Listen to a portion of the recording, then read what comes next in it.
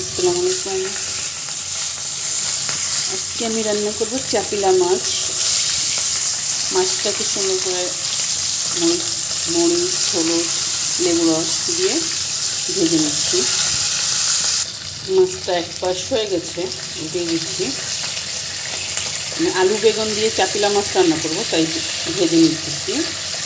ভিডিওটা ভালো লাগলে অবশ্যই একটা লাইক কমেন্ট শেয়ার করবেন, পেজটাকে ফলো করবেন, পাশে থাকবেন। এটা ভাজা হয়ে গেছে, এরকম লাল লাল করে ভেজে নেবেন, কারণ চাপিলা মাছ এমনি তো কাটা, বেশি করে ভেজে নিলে আর কাটা লাগে না। মাছের তেলেই পেঁয়াজগুলো দিয়ে দিলাম, কারণ আমি তো যেই মাছ ভেজে নিই ওটার সাথে ওটা দিয়ে তরকারি রান্না করি। এতে তরকারিটা আরও বেশি মজা হয়, খেতে ভালো লাগে। আর আলাদা তরকারি দিলে ওই মাছের ঘ্রাণটা তো আসে না। পেঁয়াজটা ভাজা হয়ে গেছে, এখন মশলাগুলো পরিমাণ মতো দিয়ে নেবেন, কতটুকু লাগবে সে আন্দাজ করে মশলা দিয়ে দেবেন। মশলার সাথে একটু পানি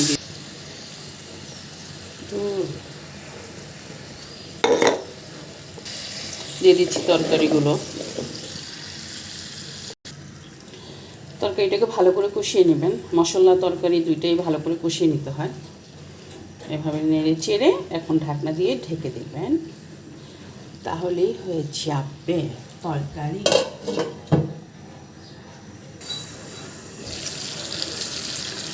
তরকারিটা কষানো হয়ে গেছে, যেরকম করে ভাজা ভাজা করে নেবেন। তেল বের হয়ে গেছে, পানি নেই কিন্তু, সিদ্ধও হয়ে গেছে। আর যে একটু পানি দিয়ে দিচ্ছি, মাছগুলো দিয়ে দিচ্ছি।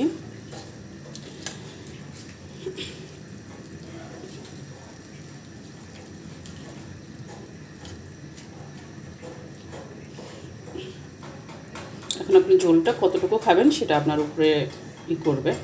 বেশি ঝোল খেলে আর একটু পানি দিবেন, আর মাখা মাখা খেলে এই তো আর একটু শুকালে নামায় ফেলবেন, হয়ে যাবে। আর ভিডিওটা অবশ্যই একটা লাইক কমেন্ট শেয়ার করবেন, পেজটাকে ফলো করবেন, পাশে থাকবেন। একটু ঢেকে দিচ্ছি, হয়ে গেছে তরকারিটা। এখন একটু ধনিয়া পাতা দিয়ে দিচ্ছি, এখন ধনিয়া পাতাটা দিয়ে ঢেকে দেব, তারপর হয়ে গেছে। তো শেষ করছি আজকের লাইভ। তো ভালো লাগলে অবশ্যই একটা লাইক কমেন্ট শেয়ার করবেন। আল্লাহ হাফেজ।